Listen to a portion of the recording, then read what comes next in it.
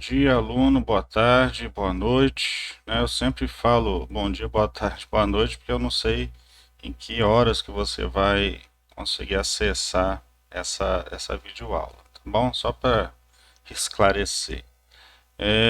A gente vai continuar aqui a parte de virtualização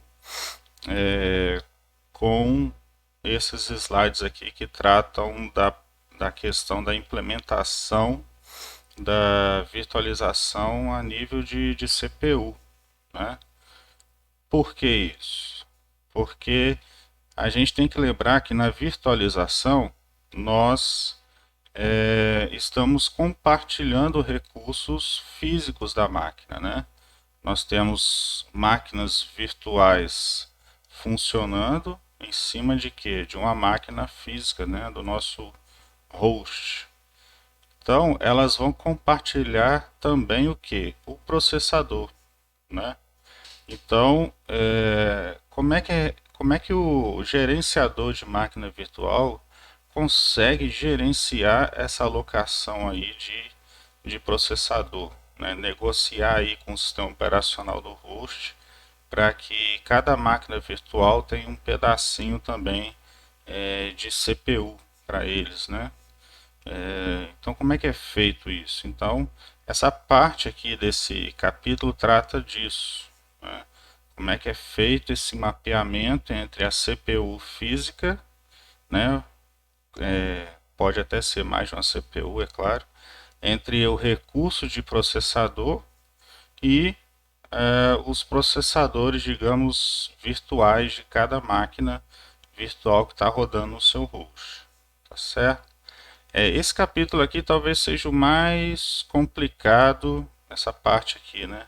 A parte mais complicada aqui do capítulo. Então, eu vou abordar somente uma técnica, tá? Só para vocês terem uma ideia de como virtualização não é uma coisa assim tão simples de implementar, né?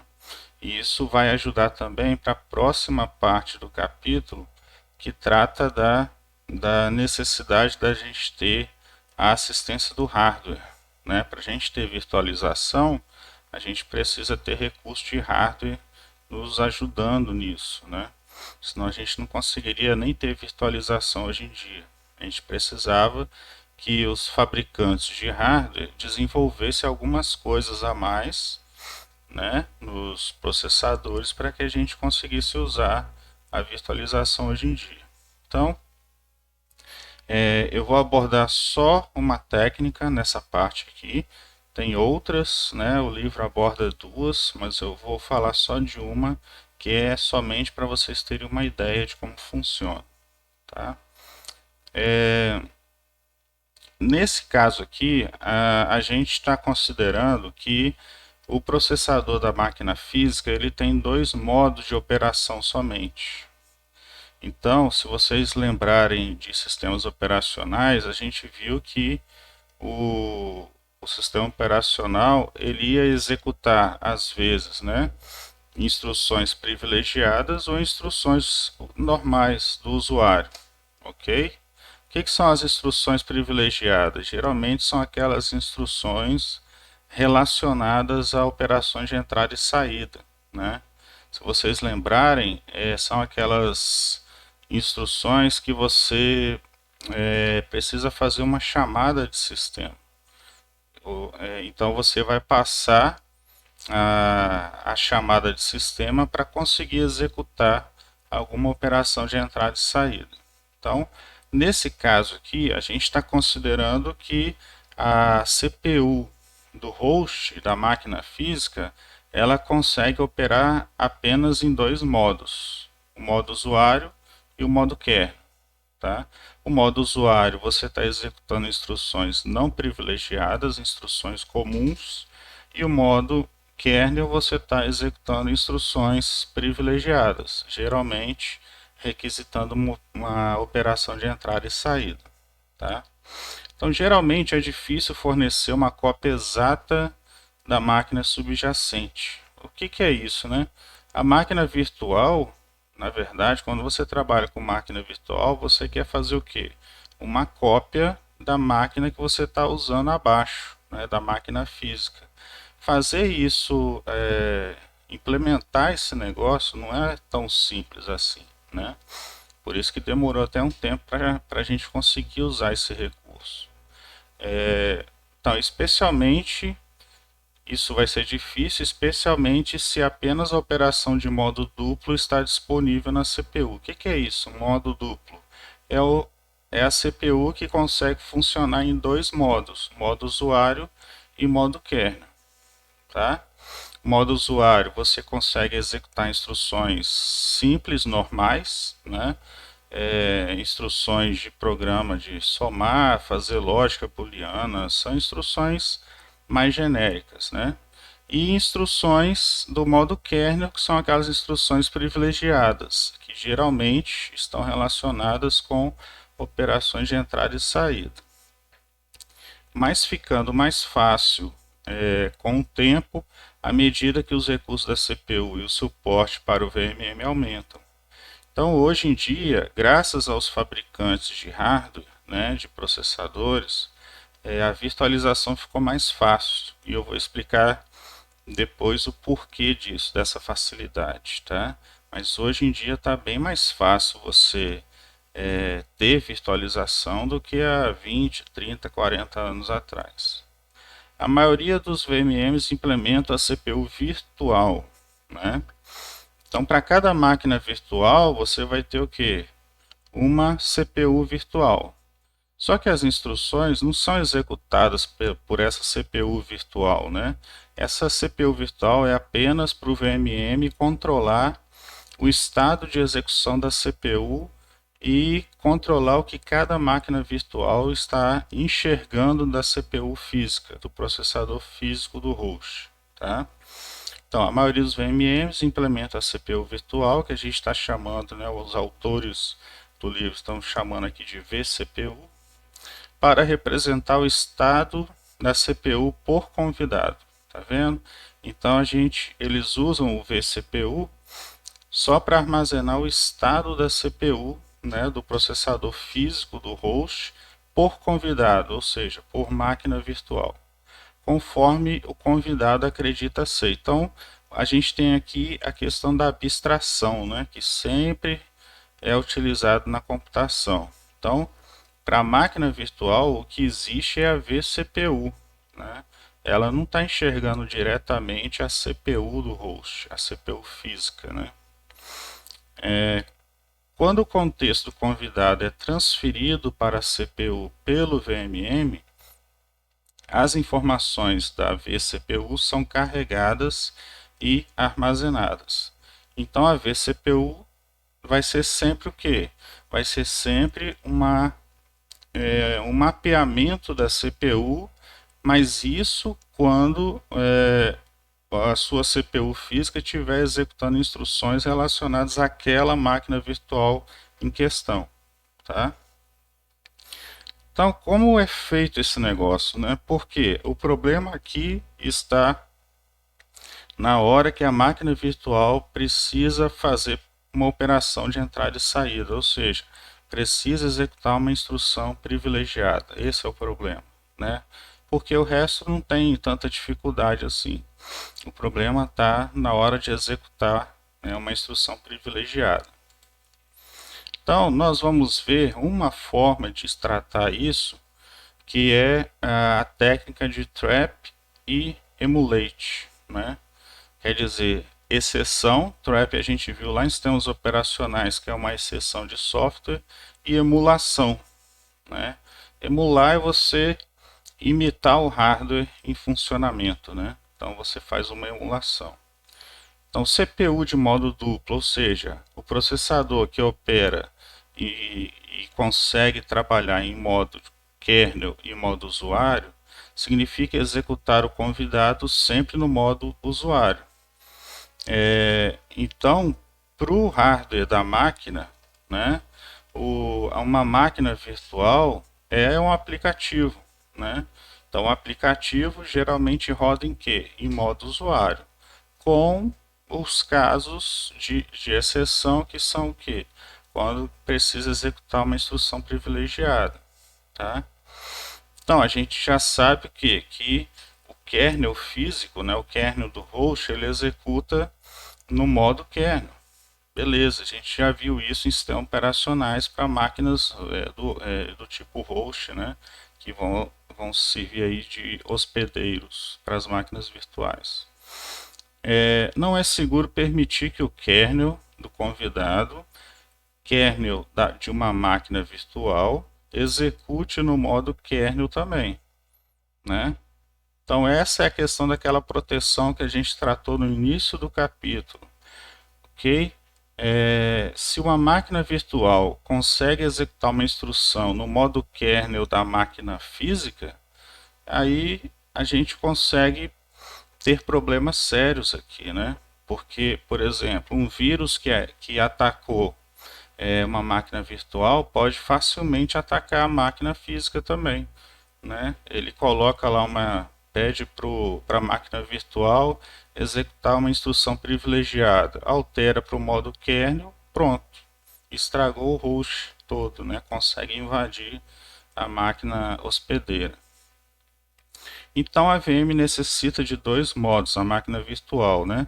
Modo usuário virtual e modo kernel virtual. Então, só para a gente enfatizar aqui, né? As máquinas virtuais estão executando no modo usuário do processador físico, do processador do host, tá? Então, para elas, existe o que? Para a execução de cada máquina virtual, vai existir o modo usuário virtual e o modo kernel virtual. Então, isso é proprietário de cada máquina virtual. Lembrando que isso tudo que a gente está falando aqui, a gente não está tratando do hipervisor zero, do tipo zero, né? A gente está tratando de 1 ou 2. Hipervisor zero não tem necessidade disso aqui, tá certo? Então, ambos esses modos de execução das máquinas virtuais são executados no modo usuário da máquina física, do host, né? Então, sempre vai existir essa relação aqui. Ações no convidado que geralmente causam a mudança para o modo kernel devem causar a mudança para o modo kernel virtual. Então é como se a máquina virtual tivesse lá também o seu modo kernel virtual e o modo kernel usuário, né? Então, se a máquina virtual precisa jogar uma informação na tela para o usuário, é uma operação de saída, né? Então, vai mudar o que? Vai mudar a vCPU para o modo kernel, mas não pode mudar a CPU para o modo kernel direto, porque senão pode dar problema, né? Tem que passar por alguém aí primeiro. Tem que checar essa operação primeiro para ver se ela é segura de fazer. Então a questão está aqui, né? Como a mudança do modo de usuário virtual para o modo kernel virtual ocorre? A tentativa de uma instrução privilegiada no modo de usuário causa erro, né? Então quer dizer, opa, tem uma máquina virtual que está tentando executar uma instrução privilegiada. Então isso aí vai gerar um erro, né? A partir do momento que isso gera uma exceção de software, o gerenciador de máquina virtual ganha o controle, né? Então é como se o VMM assumisse aqui a função de sistema operacional virtual, né? Então ele assume aqui, já que ele é o gerente das máquinas virtuais, e nesse caso aqui ele está rodando acima do sistema operacional, ou pelo menos no nível de sistema operacional físico, ele é que é o responsável por controlar isso aí. Então o VMM ganha o controle da operação, analisa aquela trap para ver o que é e executa a operação como tentativa por convidado. Tá? Ou seja, o VMM é que vai executar aquela operação privilegiada. Ele vai assumir o controle e vai falar, opa, deixa que eu negocio isso aqui com a máquina física. Então ele vai lá, negocia, faz uma chamada de sistema e ele resolve isso. Tá? Então, Depois que essa operação então é executada, essa operação de entrada e saída geralmente, retorna o controle para o usuário no modo de usuário. Beleza, né? VMM resolve isso, pega essa instrução, negocia com o sistema operacional, com um host, executa essa instrução, manda informação para vídeo, por exemplo, e aí retorna o controle para a máquina virtual. Então, essa operação que a gente falou aqui em poucas linhas é o que a gente considera como trap and emulate. Tá? Então, gera uma exceção, o VMM assume e emula, né, o hardware para a máquina virtual. Então, para a máquina virtual, o que aconteceu é que ela usou o modo kernel. Né? Para ela, ela conseguiu usar o modo kernel. Só que quem garantiu isso foi o carinha chamado VMM aqui, o gerenciador de máquina virtual. A maioria dos produtos de virtualização usa isso pelo menos em parte. Tá? Então isso nas máquinas virtuais, nos gerenciadores que a gente tem hoje em dia, de alguma forma isso aqui é realizado. Talvez não com todo esse aparato aqui tecnológico, esses vários passos que acontecem, mas de alguma forma isso acontece ainda hoje em dia. Tá?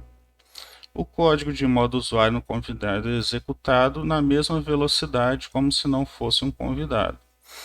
Ok? Então, assim, para executar instruções comuns, genéricas, a velocidade de processamento da máquina virtual acaba sendo bem similar a uma operação genérica no próprio host, né? Então você não tem muito atraso. O problema está quando a máquina virtual precisa executar uma operação privilegiada, porque aí você tem que passar por mais camadas, né? Então aqui, ó, mas o código de modo kernel é executado mais devagar devido ao trap and emulate, né? Então essa operação aqui ela acaba sendo mais lenta. A operação de entrada e saída a gente viu em sistemas operacionais que já é a mais lenta, né? No caso da máquina virtual isso vai ser mais lento ainda, ok? Um problema, especialmente quando vários convidados estão executando, cada um precisando executar essa operação aí de exceção e emulação, tá certo? Imagino várias máquinas fazendo essa operação, né? Então o VMM é que tem que controlar isso aí, então vai gastar um tempinho para fazer a mais, ok? Então, instruções de modo usuário para máquina virtual, velocidade similar de processamento, mas operação privilegiada você tem um atraso no processamento por conta desse processo aqui de trap and emulate, tá?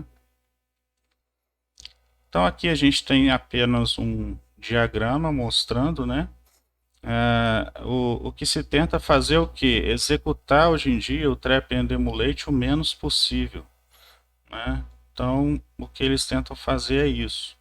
Execute, use essa opção de trap and emulate o menos possível, para menos instruções possíveis, para que o desempenho não piore tanto, né? Então aqui em cima a gente tem aqui o modo usuário, que é o modo que a máquina virtual sempre vai operar, né? Você tem aqui os processos de usuário, por exemplo, eu estou usando a máquina virtual Linux, então estou rodando lá um browser dentro da máquina virtual, então é um processo de usuário, tá? Fica aqui operando tranquilamente, ok? Quando esse determinado processo de usuário precisa executar uma operação privilegiada, o que ele faz? Ele manda para o sistema operacional virtual, né? Só que quando o sistema operacional virtual for tentar executar aquela operação, vai gerar um trap, né? Porque não é o sistema operacional nativo da máquina aqui, do host. Então, essa exceção, ela acaba chegando para quem? Chega para o VMM, que está logo abaixo. O VMM ele consegue rodar no modo kernel, né? Então o VMM faz o que? Pega aquele erro, né? Verifica o que é, atualiza o estado lá da vCPU relacionada a essa máquina virtual que tentou executar a instrução privilegiada, atualiza, né? Emula aquela operação privilegiada, lembrando que o host está aqui abaixo, né? Então o VMM vai lá e consegue emular aquela ação, atualiza a vCPU relacionada àquela máquina virtual e retorna o controle para a máquina virtual. Então essa volta que é feita aqui, isso gasta um tempo extra de execução. Tá? Então, de novo, por isso que os construtores de VMMs, né, os implementadores de VMM, como a Oracle, né, como o VMware, eles tentam realizar isso aqui, esse processo, menos vezes possível, né, para que a gente tenha um desempenho aí, pelo menos, razoável de utilização de máquinas virtuais. Tá certo? Então, com essa parte aqui, a gente termina essa parte de blocos de construção que a gente tratou aqui. E a próxima é a assistência de hardware, que fica para uma próxima videoaula. Tá certo? Continue acompanhando aí pelo livro, pela apostila, material de apoio que tem lá no AVA. E no nosso próximo encontro aí a gente vai tratar de assistência de hardware daí em diante, ok? Qualquer dúvida, qualquer questão, manda para a gente lá no AVA, por e-mail também, que a gente tenta ajudar, beleza? Então, até mais, até a próxima e obrigado pela atenção.